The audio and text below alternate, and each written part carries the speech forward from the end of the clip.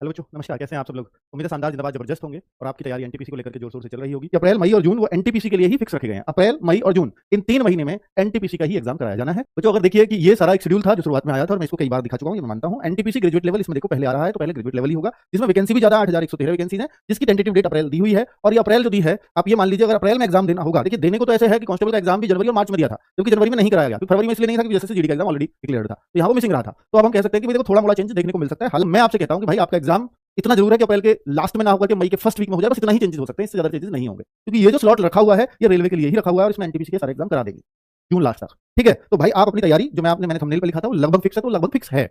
ठीक है, तो एनटीपीसी वाले बच्चे अपने आप को तैयार रखें कि अप्रैल के लास्ट में आपका एग्जाम हो जाना है हर हाल में। ठीक है, तो ग्रेजुएशन लेवल जो है वो 8113 पद है और 3445 पद है। इस बात का आपको पता होगा कि 12th लेवल वाले यही पद है।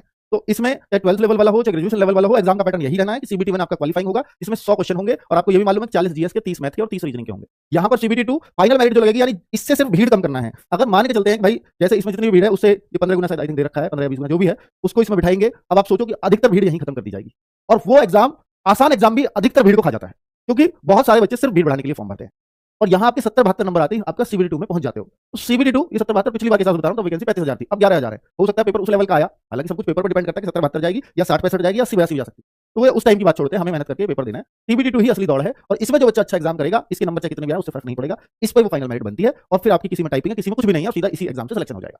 ठीक है, इतना मेरे ख्याल से सबको बातें पता होंगी। अब मैं इसके बारे में बात कर लेता हूं कि एनटीपीसी का एग्जाम निश्चित है कि अप्रैल टू जून हो जाएगा, दोनों का, ग्रेजुएट और अंडर ग्रेजुएट दोनों, अप्रैल टू जून ये निश्चित है। लेकिन ग्रुप डी अभी क्लियर नहीं है, लेकिन ग्रुप डी का इतना क्लियर है कि जुलाई से पहले कोई उम्मीद नहीं है। जुलाई इसलिए कह रहा हूं कि इसके बीच कोई फॉर्म भी नहीं है, तो ये कैटेगरीज के हैं जो अभी चल रही है, कोई टीचर है, कोई बहुत सारी लेवल असिस्टेंट है, तो उस टाइप के फॉर्म है, तो वो हो सकता है कि वो जुलाई में एग्जाम ले लिया जाए और जुलाई लास्ट या अगस्त में भी चला जाए, पर जुलाई से पहले कोई चांस ग्रुप डी का नहीं है और ना इसका कोई अभी इनपुट मिला है कि तब एग्जाम कराया जा सकता है। 12 से 15 क्वेश्चन तक एक्सपेक्ट कर सकते हैं कि साइंस आपको पढ़ना पड़ेगा, तो ये जो साइंस का रोल है ना, ये बड़ा इंपॉर्टेंट हो जाता है एनटीपीसी में।